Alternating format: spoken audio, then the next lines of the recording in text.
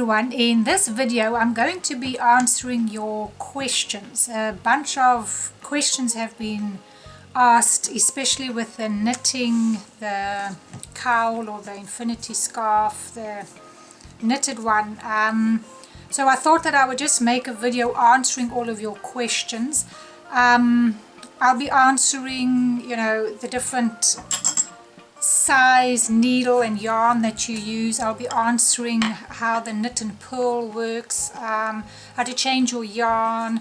I'm trying to think what else I did. There's a bunch of them which I'm answering, so it's just easier than trying to explain it to you in the question and answers down below. So I thought I'd just make a quick video that you can have a look at, and I'll try and explain to you the questions that a lot of you have asked. And sometimes, when you know how to knit, you kind of forget to like show you how to change your yarn, because I take it for granted that you know. So I thought I'd just do this video. This is going to be number 1. I will, as I get more questions, I'll make another video which would be part 2 then to the knitting questions.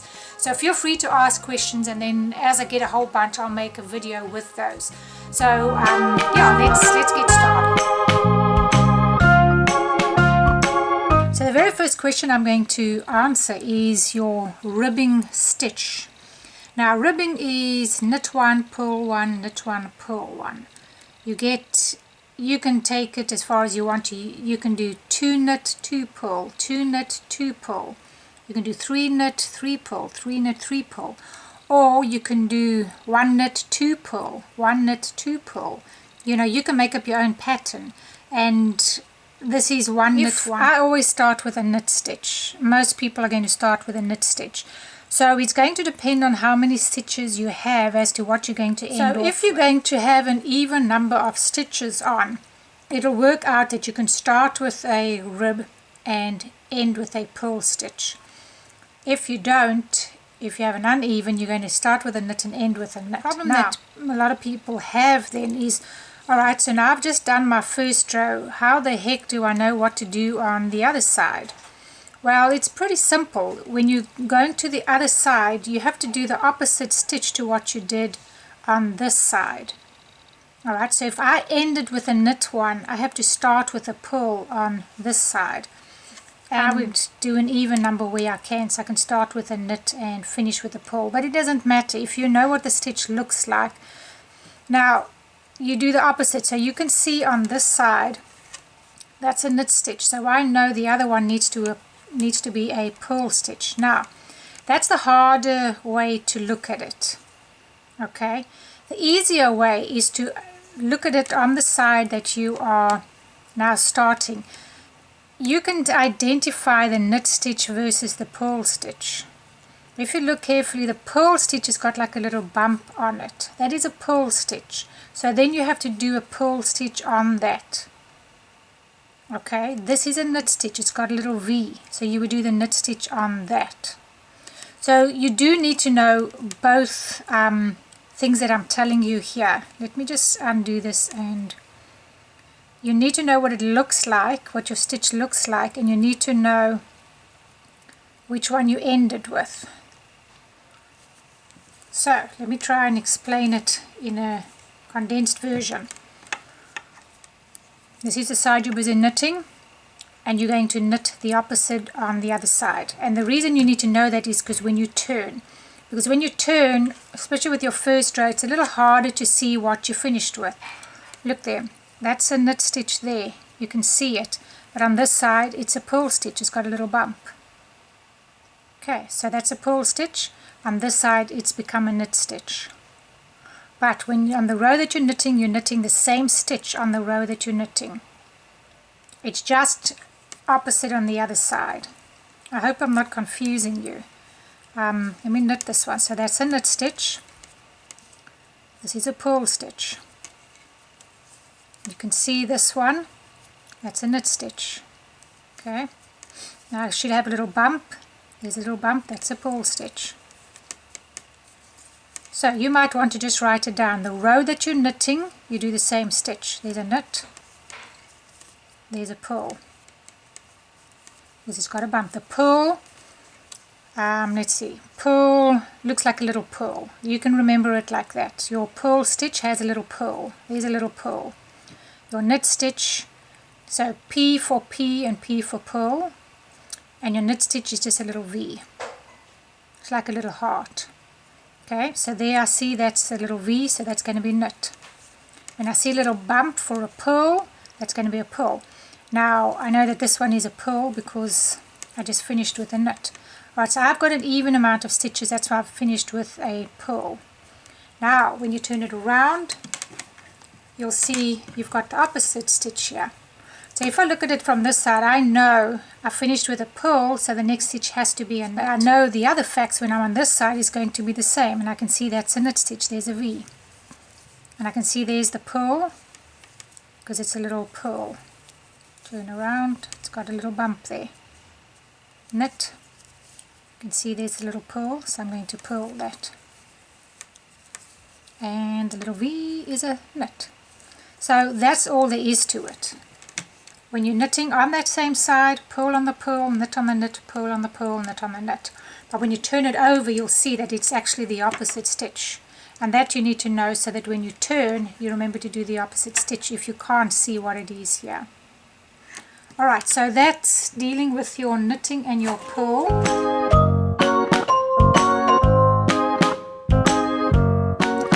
So what I did here was I did 3 knits, 1 purl, 3 knits. Now you'll see it's a little bit tricky. Let me just do one more purl. It's a little tricky when you've just started a row to see your new stitch. But you've got to kind of pull it away from your needle. So I can see there. It looks, if I just look at this, that looks like a purl. But there's actually one stitch just above it, which is the knit stitch over there, and there's it's made a little V. We have the actual purl stitch, and if I pull that purl down, you can't see anything else there. If I pull this down, you can see, oh, there's a knit. So if you've made a mistake, you can identify it like that too. And then with a knit stitch, there's nothing above it, so that's just a knit. Okay, this is a purl above the knit, and I can see there's the knit, but there's nothing above the purl, so that is a purl stitch there. And you can see if you've gone wrong, there's a purl stitch and a knit. So if you wanted this to be all purl, you can see, I've made a mistake there.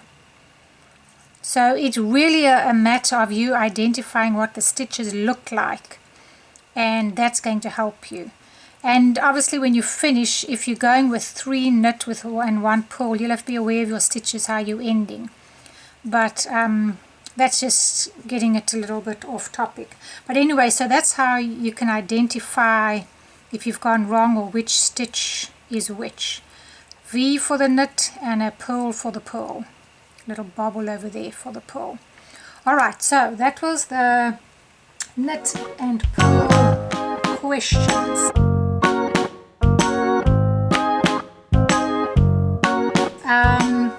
Alright, the other question that was brought up is, can I knit on circular needles? Alright, here I've got my circular needles and I'm actually knitting on them.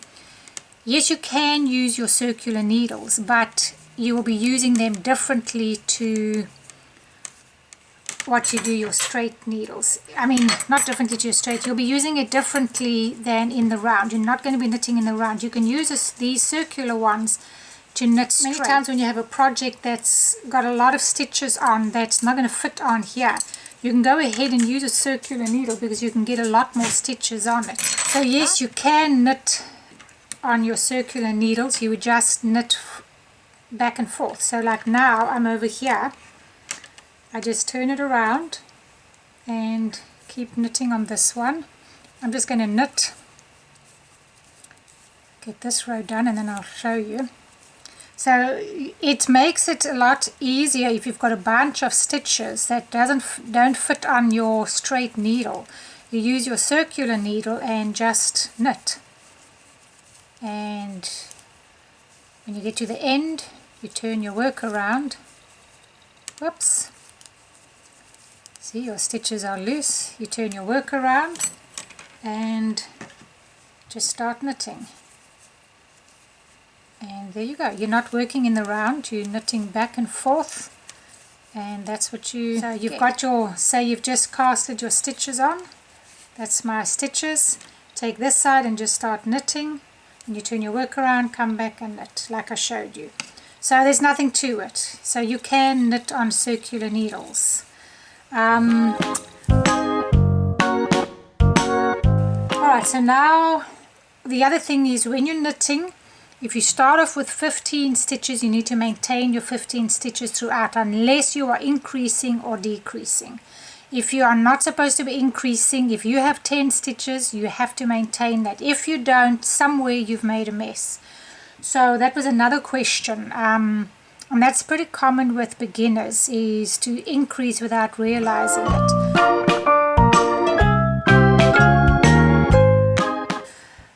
Let's see, another question was changing your yarn. Alright, this is a big one. How do I change my yarn? Now, whether it's this, you've finished with your yarn and you now want to change colors, or you just have run out of yarn here and you need to bring in a new yarn. So it works the same way. Everybody has their comfort zone as to how they want to bring in another stitch that you just used to. So I'll show you what a lot of people do is, okay, so my yarn is run out and I need to bring in a new yarn. Okay. So here's my yarn.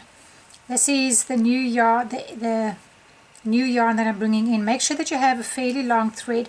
Make sure the one that you finished with has a fairly long thread. Not too long, but just about this length, because you've got to sew it in later on. So do the same thing here. Keep that amount, fold it over here, and then put your stitch in here. And then you're just going to, what I do is I take this yarn and I wrap it over there. Put this on and just bring it through. Okay, and then you will see that this yarn over here is over your stitch like that. Don't take your strand, you're taking the yarn that you're knitting from, and then knit. Okay, it looks complicated, it's really not. Okay, and then you've got your two yarns. This one you're going to sew in, and this one is from your old yarn. And you're also going to sew it in. Okay, so let me show you one more time. It's really not hard, it just looks a bit complicated. But it's not. Okay, so this yarn is done. Okay, that's how long I'm going to keep the strand. And then I'm going to take my new yarn. Same thing, keep the same kind of length thread over there, fold it over. Okay, so there's your thread, fold it over like that. Okay, I'm just doing it like that. Okay, put your stitch in there, your needle in there. Take your old yarn that's finished, this is the yarn that's done, just wrap it over there. It's out your way now. Take this one, put it on, and just bring it through, knitting your stitch. Okay, so there it is. I've got my needle in there, put this over the needle, don't worry, that one's just there, and then you just, this is just over the top, and then you're just going to bring this through like you do, like you're knitting a stitch, and then take it off. So take, this is your old yarn, it's finished, cut it off over there. Just cut it off. Here's my new one, my new yarn. Make it the same kind of a length and just fold it over. Put your needle in. Take your old yarn and just wrap it over there. Okay, just to get it out the way. Put your new one in and bring your new stitch through, like you always do, like you're going to knit. And take it off. Okay, drop this one. And you'll see that that one is over this, okay, which is what you want. Then you're going to take, not this thread one, you're going to take your new yarn which you're going to be using, and make sure that it crosses over this one. Okay, because then it's crossed over there. So just make sure this one is crossing over. If you don't want to put it over your stitch, you don't have to. And then you just knit. So for example, if you I just find it easier to get rid of this piece like that. But the other way you can do it is do the same thing with this, halve it and just bring it through, and then you just have to remember to bring this one over. So I've just brought it through, just bring across this one over. So it doesn't matter which way you do it, and then knit. But the aim is to have this one crossed over like that, and then you knit. And it brings that one in. So as I say, I mean, if you want to put it over your yarn or not, you can just go in there, bring this one like that, bring it through, and then just remember to cross this one over, and then knit your stitch. And then other way that sometimes that I often do it is I don't even turn my yarn. I just go in the new stitch. Yes, this is the old one, this is the new, just drop that, and then I just start knitting. I take this one and I just start knitting, but I do make sure that I cross this one over, and then I knit. So either way, you know, you can do it either way. I'm sure there are other ways that other people do it, but the main thing is that you don't want to get a hole here. Look what happens if I don't cross it over. If I don't cross my yarn over and I just start knitting here, you'll see you get a bit of a hole over there. See, you've got a hole here, and this is what you don't want.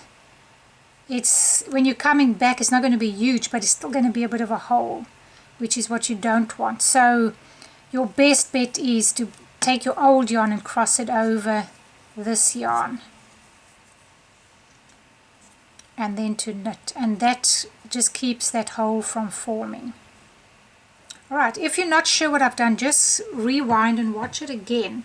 I've tried to go as slowly as I can so that you can see what I'm doing, but there really isn't anything to it. It's really just crossing that yarn over that is going to be the main thing. Like I say, you can put your yarn in, wrap it over there so you know, remember to do it, bring your stitch through and then take them off, and then it's already all set in place for you, and then you can just start knitting. Alright, so that is the next question. That was changing your yarns, and the same if you're wanting to start your yarn at the beginning. So now I'm at the beginning of my stitch and I'm needing to start with a new color. You do the same thing. Take your new yarn, wrap it over, and just begin. And then what I'd like to do is still to cross this one over. I still like to cross my beginning one over and then start knitting. But that's really preference. You don't really have to do that. And it just gives you a secure beginning. So that's all there is to changing. It's not hard, it's pretty easy. A smaller needle versus a thicker needle, which one knits the fastest? Well, the thinner your needle, the smaller your work is going to be. So in other words, if I used a knitting needle that's half the size, my work will probably be half the size. So the smaller needle is going to take you longer to knit with. The larger needle will go quicker because your fabric is being made larger. So from that point of view, it's going to go quicker. But I do find the very thick needles are not necessarily faster for me because they're very chunky and they're a little bit harder to knit. But yes, the thicker the needle, the bigger your fabric is going to be, so the quicker your project is going to go. Alright, so another question is, how do I stop my work from being too tight, especially the beginning and end stitches? You have to play around with your tension.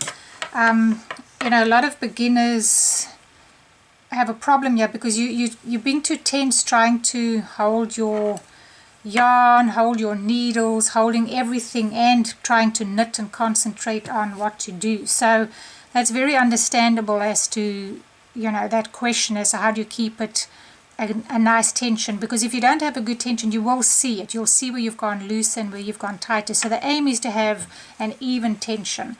Now it is a little tricky. The best is to stay relaxed. You don't want to be too tense because then you're going to go really tight. What I do is I like to wrap my yarn around my little finger like this, and that I can hold my tension nicely like that, and then I let it slip through as I go along.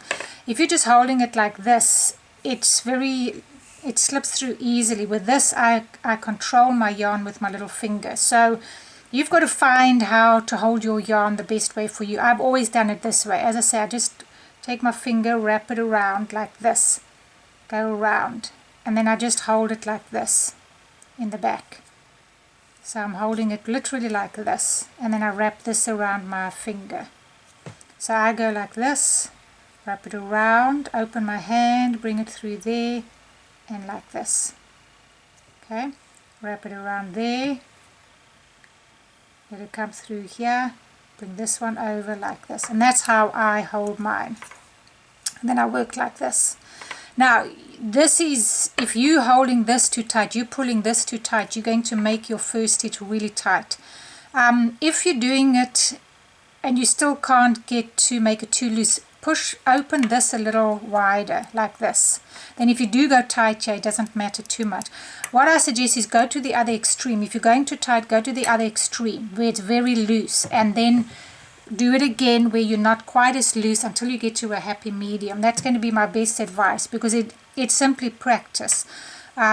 So open this a little wider if you have to, and then you can still do this fairly tight. It's not going to matter too much because this is going to be fairly wide. And then go make it really loose and then take it off. See, play with don't be scared to play with it, just until you've got to the place where you know exactly how tight or loose.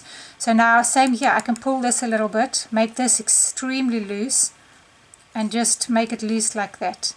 Now I'm very loose. These are too loose for my liking, but I'm just suggesting you do this so you can play with it. Hold this very loose, just go loose, loose, loose, loose like a goose. Okay, now they're very loose. Okay, and then do them again where you're going not quite as loose. And now I'm going to hold this a little closer, and I'm going to go a little bit tighter. See, it's the tension in this yarn here. You see, if you pull this too tight here, look how tight my stitch is going to be. See how loose these are? And now look, by me pulling this really tight, these stitches are going extremely tight. Just by holding this really tight, they're going too tight. So now I'm going to the other stream. These are very, very tight here, and it's going to be harder for me to get them off. See, this is what's controlling your tension, this yarn here. And if you pull it too tight, see, look how loose these are, then those are so tight. So you've got to come to the happy medium where just practice letting this come through like this. See, that's what you have to learn. So you can go through slowly, or if I hold it really tight, look there, now I'm holding it tight with my little finger, and it's not going very easily. So that's the best advice I can give you. Now I've learned to get to a happy medium. You know, I've learned how to just let a certain amount slip through my finger. As you can see, as I'm doing this, it's slipping through. But you have to practice that, and don't worry, it takes time. The more you do, the more you're going to get it right. As I say, go to the two extremes. Either go too loose or too tight, and then you can see, okay, now I'm seeing, like here, if you're struggling with your beginning and end stitch, just go really loose. Now you don't want to go too loose when you're actually doing your work. I'm really suggesting this as you practice, because you end up having this being too loose like that, which you don't want. Now what some people do, and I could suggest if you're just not getting it right, they actually don't knit or purl this stitch. They just take it off like that, and then they start doing their next stitch. I don't do that. I knit mine, but that's what some people do. So let me show you. Let me get to the end and let's see what it looks like. Alright, so I've done a few rows where I've just taken the beginning stitch off, and it's really every second row that happens, because I'm actually purling or knitting the last stitch. So you purl the last one, and then when you start your new row, you would just take it off. So you just slip it off. But I prefer just to knit or purl mine, because it's not too bad. I mean, that's the side that you're getting. One of them is slightly pulled. but your edging's not too bad. You can do that if you're really struggling and you just can't get your tension right, but you want to be able to get your tension right. And you can see there, it's kind of, it's alright. It's not the best ending to me, but that is one way that some people do it. So if you really can't get it right, you can just slip the beginning stitch off on the first, at the beginning of your rows. You can just slip it off. Anyway, that's the best advice I can give you. Practice, practice, practice. That's really all that it takes. Practice with your tension, and as I say, this is your biggest issue here. How tight you're wrapping it and pulling this. This is controlling your tension. So if you can get this right, you'll be good with the rest of your work. So I think that's enough for this video. I'll be doing another one. The more questions I get and the more, when I feel I've got enough for another lesson, I'll do another one specifically on questions and answers. So yeah, thank you for joining me, and I hope to see you in my next video. Thanks guys. Bye.